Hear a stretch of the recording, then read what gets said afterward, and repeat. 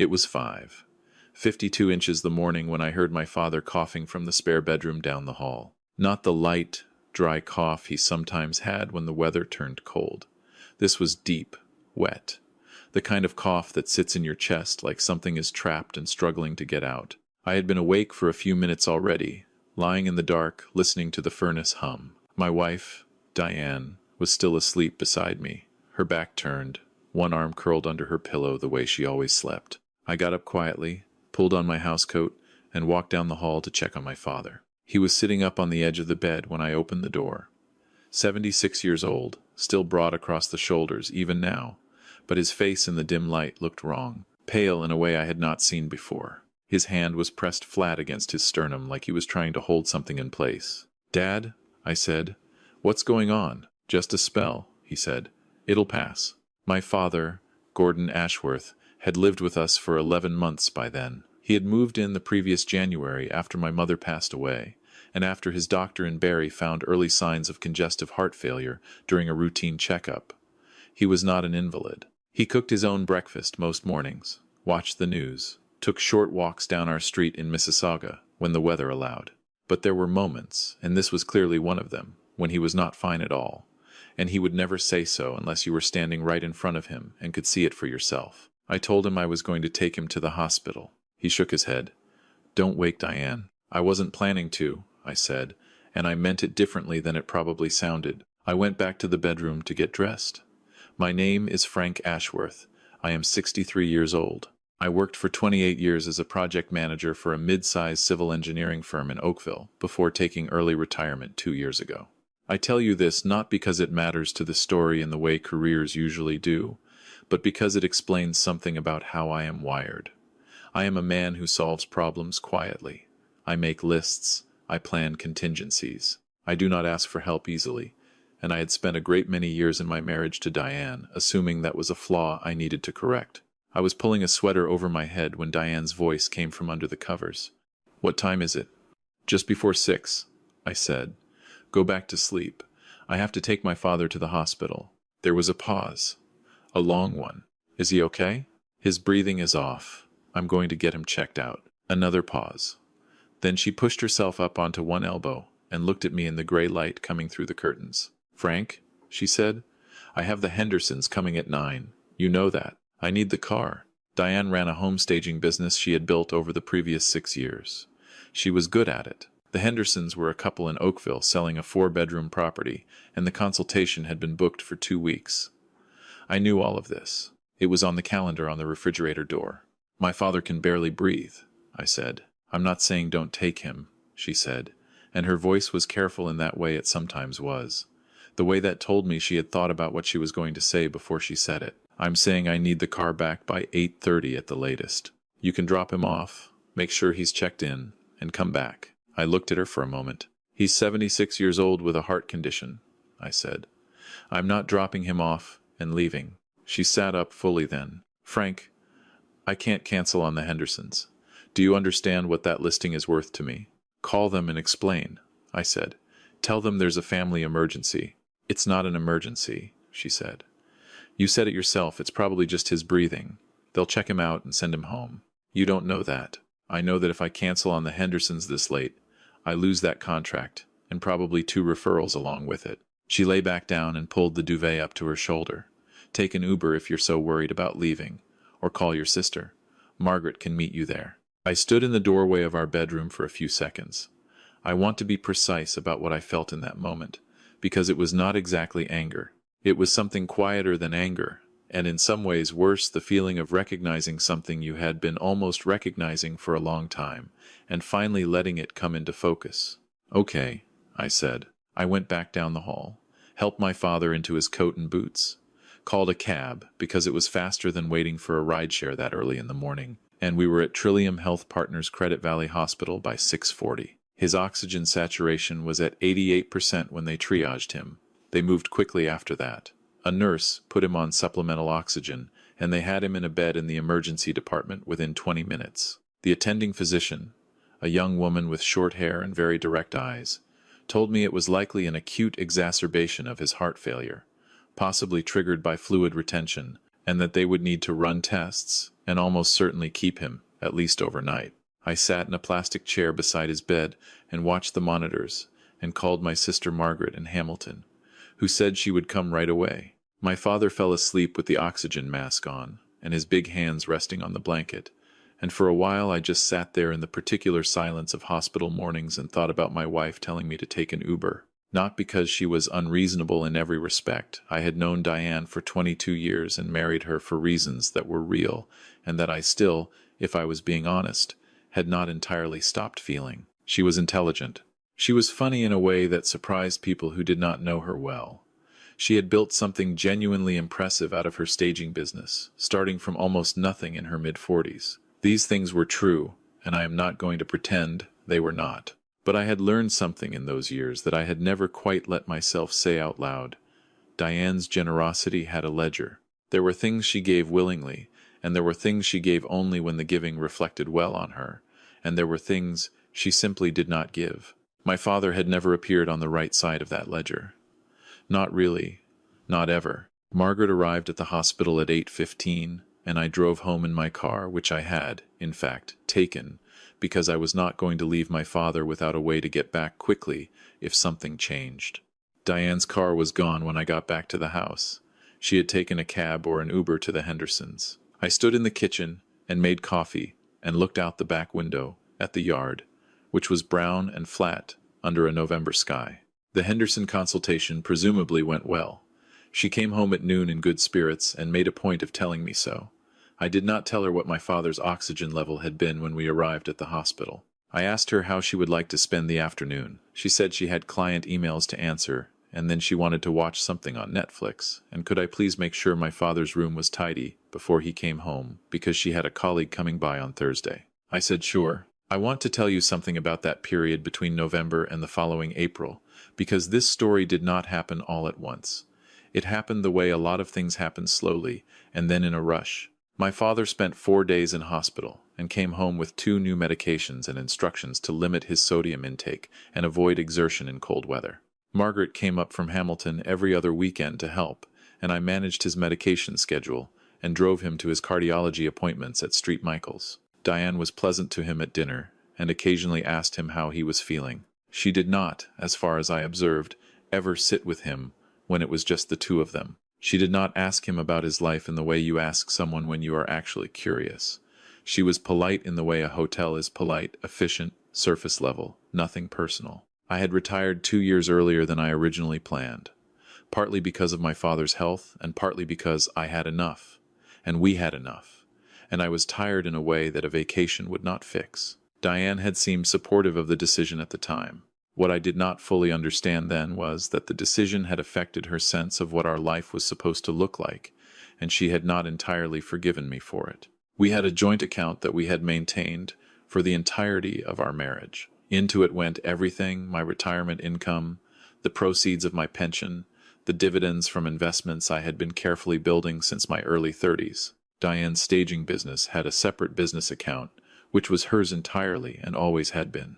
But for household expenses, travel, the mortgage on the house in Mississauga, the property we owned jointly on Georgian Bay, it all ran through the joint account. In January, 4 months after the morning my father couldn't breathe, I noticed something. I am not a man who checks bank balances obsessively, but I am organized, and every first of the month I sit down with a coffee and go through the previous month's statements the way I have done for 30 years. It was a Tuesday morning, and my father was at his weekly cardiac rehabilitation class at the local community health center, and I was at the kitchen table with my laptop. There was a transfer I did not recognize. $14,000. Moved on December 19th to an account I did not have on file. I scrolled back. There was another one. November 3rd, $8,000. The same destination account. $22,000 in 2 transfers in 6 weeks. I sat very still for a moment. Then I picked up my phone and called our bank and asked them about the account the money had gone to. They confirmed it was an account held in Diane's name only, not a business account, not anything I was aware of. When I pressed for more information, they explained that a joint account holder can initiate transfers, and that both transfers had been authorized with valid credentials. I hung up. I made another coffee. I sat down again. I want to be precise about this too. My first feeling was not fury. It was the feeling you get when you have been solving a puzzle for a long time without knowing it was a puzzle, and suddenly the picture is visible. I called our financial advisor, a man named David who had managed our portfolio for 15 years. I asked him, carefully, whether there had been any other movements I should be aware of. He paused in a way that told me he was deciding something. Then he told me that Diane had called him in October, asking about the process for converting a jointly held investment account to a sole name account. He had told her he couldn't do that without both signatures. She had thanked him and ended the call. I thanked David and ended the call. I did not confront Diane that evening. I made dinner. I asked my father about his cardiac rehab class. I listened to him describe the other people in the group, a retired firefighter from Brampton, a woman from Etobicoke who had worked as a school principal, and I watched him eat and look a little more like himself than he had in the fall, and I thought about what I was going to do. What I did was call a lawyer. Her name was Patricia Okafor, and she had an office on Ontario Street and had been recommended to me by a colleague whose divorce I had watched unfold 3 years earlier with quiet sympathy. I called her on a Wednesday morning and had an appointment by Friday. I brought the bank statements, the investment records, the property documents for both the house and the Georgian Bay cottage, and a folder of financial documents I had been quietly assembling for 2 weeks. Patricia was efficient in a way I found calming. She did not express shock at anything I showed her. She asked clear questions and wrote things down, and at the end of our hour together, she told me that the $22,000 in transfers, while technically authorized under the terms of the joint account, would be highly relevant in any separation proceeding, and that I should take no further action on the account until we had spoken again. She also told me something I had not thought to ask about. In Ontario, a matrimonial home cannot be sold, mortgaged, or encumbered without the consent of both spouses, regardless of whose name is on the title. The Georgian Bay property, however, was different. It was held jointly, but it was not our primary residence. I should, Patricia said, make sure I understood the current state of that title. I drove to the land registry office the following Monday. There had been a new mortgage registered against the Georgian Bay property in September. $60,000. Diane's signature and mine, except I had not signed anything in September, and I had not been to a notary, and I did not recognize the signature on the document that was supposed to be mine. I photographed every page. I sat in my car in the parking lot outside the land registry office for a long time. It was a cold day in late January, the sky low and white the way it gets in Ontario before snow. I thought about my father in his hospital bed in November, with his oxygen mask and his big quiet hands. I thought about Diane saying, "Take an Uber." I thought about 22 years of a marriage, and what you do with the version of yourself that existed inside it. Then I drove back to Patricia Okafor's office without an appointment and waited in the lobby until she had 20 minutes free. The forged signature changed the nature of things considerably. Patricia told me we were now looking at potential mortgage fraud, not merely financial impropriety in a marriage breakdown. She recommended I say nothing to Diane, continue normal life as much as possible, and give her 2 weeks to build a comprehensive picture before we moved. I did exactly that. Those 2 weeks were the strangest of my life. I made dinner. I drove my father to his appointments. I watched television in the evenings with Diane and said things like, "That was a good episode, and do you want tea?" I slept in the same bed. I was not performing normalcy exactly. I was more like a man standing outside a burning building that has not yet been reported, watching the smoke and waiting for the right moment. Diane, for her part, seemed entirely at ease. She was in good spirits. She talked about a new client in Port Credit. She mentioned, once, that she thought we should talk about our goals for the year, a phrase she used when she wanted to have a conversation she had already scripted. I said yes, definitely, soon.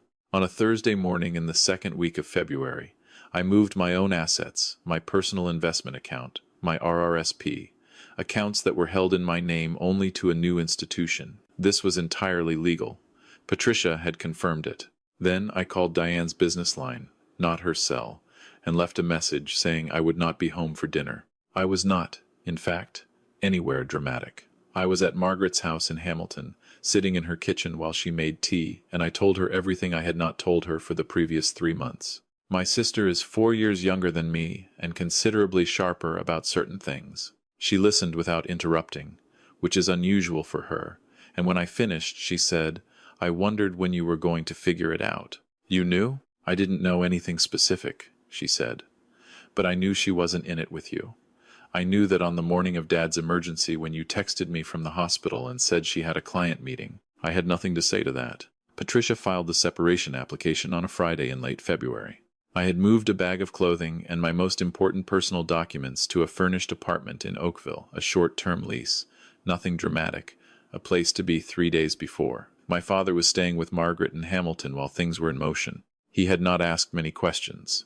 He had looked at me carefully the evening I explained the situation in simple terms, and he had put his hand briefly on my shoulder and said, "You're doing the right thing," and that was enough. Diane received the paperwork on a Monday morning. She called me 43 times, between Monday afternoon and Wednesday evening. I know the exact number because I kept a log, partly out of long professional habit, and partly because Patricia had suggested I document all contact during this period. The calls came in clusters 3 or 4 in a row, then silence, then another cluster. Some were followed by voicemails, and some were not. The voicemails moved, over the course of 2 days, through several distinct phases. Disbelief, then anger, then something that sounded like calculation, then something that sounded, at the very end, like genuine distress. I listened to all of them. I did not return any of them. All communication went through Patricia. Diane had, it emerged, been planning to leave. This was not a shock. Patricia pieced it together from the financial picture over the following weeks, the separate account, the attempted conversion of the investment accounts, the mortgage against the Georgian Bay property, which had been registered in the name of a numbered company that Patricia traced, with the help of a forensic accountant, to a man named Warren, who ran a renovation contracting business in Barrie and had apparently been in Diane's life for the better part of 2 years. The forged signature on the Georgia Bay mortgage was the central issue. Diane's lawyer, to his credit, did not try to explain it. A settlement was reached in June. The terms are private, but I will tell you that the Georgian Bay property remained in my name. The fraudulently registered mortgage was discharged. The $22,000 was returned, and Diane retained her staging business and her own financial accounts, and considerably less than she had been planning to walk away with. I have thought about what I want to say about all of this, because I am a man who prefers precision to drama, and I am aware that a story like this can be told in ways that are more satisfying than they are honest. Here is what is honest. I was not a perfect husband. I worked long hours for most of our marriage, and I was distracted in ways that were unfair, and I was not always easy to reach emotionally. I do not say this to balance a moral ledger.